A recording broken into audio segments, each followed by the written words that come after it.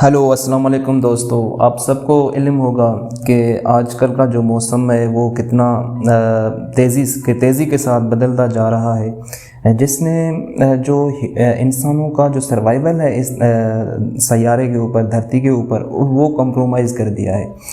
तो इस सर्वाइवल को इंश्योर करने के लिए जो यूनाइटेड नेशंस का एनवायरमेंटल प्रोग्राम है, उसने दो तीन कुछ स्टेप्स या यूँ कहूँ कि मैं वे आउट्स इसने बताए हैं, जिसके थ्रू हम जो है एक्सट्रीम वेदर इवेंट्स को कंट्रोल कर सकते हैं। तो वो जो तीन वे आउट्स हैं वो मैं आपको बताने जा रहा हूँ। तो सबसे पहले तो मैं आपसे रिक्वेस्ट करूँगा कि प्लीज़ मेरी वीडियो को लाइक कीजिए और सब्सक्राइब कीजिए चैनल को। जो पहला वे आउट है वो है protection from droughts and heat waves.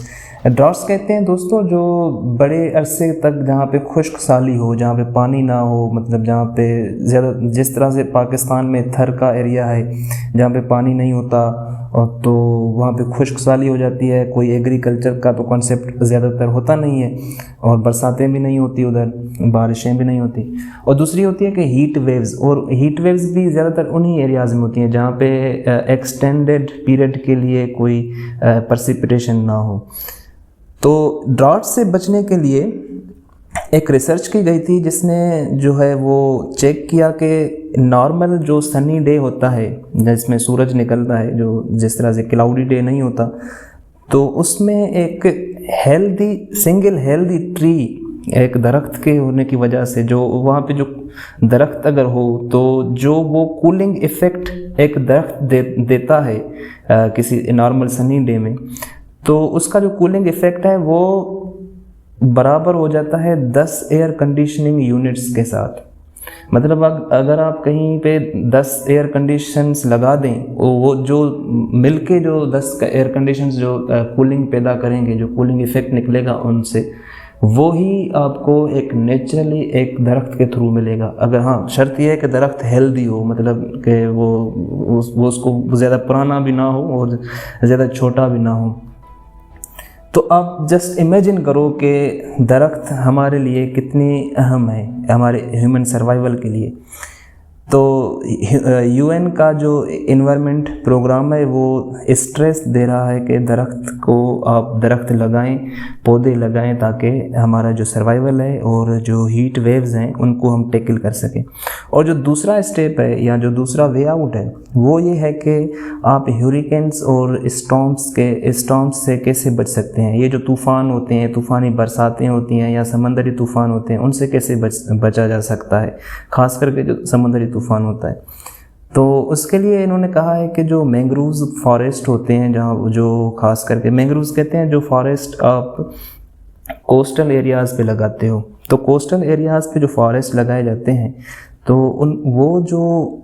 अगर कोई ह्यूरिकेन आए या कोई साइक्लोन हिट करे, फॉर एग्ज़ाम्पल कराची के साहिल पे, तो अगर मैंग्रोव्स होंगे उधर, तो वो जो इफ़ेक्ट होगा उसका रिडक्शन का, जो उसके ह्यूरिकेन को जो कम करने का, वो 66% तक जाएगा।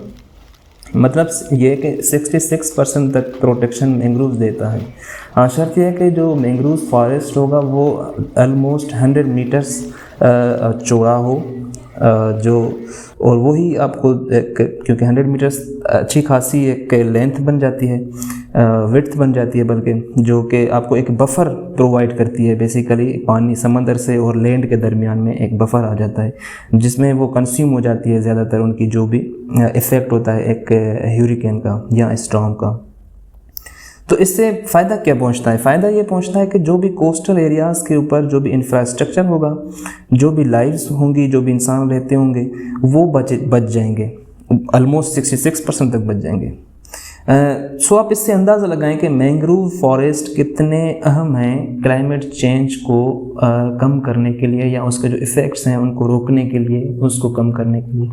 और जो थर्ड स्टेप है या जो थर्ड वे आउट है वो ये है कि आप फ्लड्स और प्रेसिपिटेशन, जो ज़्यादा तेज़ बरसातें और जो अर्बन फ्लडिंग या जो नहरों में वैसे ही जो जनरल फ्लडिंग होती है, उससे किस तरह से बचा जा सकता है। तो उसके लिए जो UNEP का जो कहना है कि उसने वो कोट करते हैं एक द गार्जियन की एक स्टडी है, जिसमें वो द गार्जियन वालों ने स्टडी की थी कि उन्होंने चेक किया था जो बरसात होती है या बारिश है, उसको कंपेयर किया था कि एक बारिश एक ग्रेजिंग लैंड जहाँ पे ग्रास वाली ज़मीन होगी उधर बारिश हो, कंपेयर करते हैं उसको जहाँ पे उस ज़मीन के साथ जहाँ पे वुड्स हैं, जहाँ पे फॉरेस्ट है।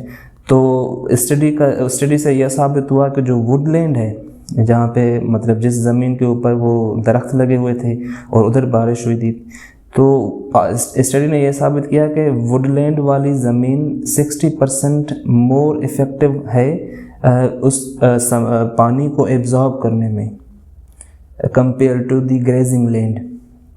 तो आप अंदाज़ा लगाएं कि वुडलैंड्स कितने सिग्निफिकेंट हैं हमारे ह्यूमन सर्वाइवल के लिए भी और फ्लडिंग के इफ़ेक्ट्स को रोकने के लिए भी। तो मैं उम्मीद करता हूँ कि ये वीडियो आपको थोड़ी इन्फॉर्मेटिव लगी होगी। बेसिकली इसका मकसद बनाने का ये था कि आपको कुछ अवेयरनेस दी जाए कि दरख्त हमारे लिए कितने अहम हैं। थैंक यू वेरी मच और प्लीज़ सब्सक्राइब कीजिएगा।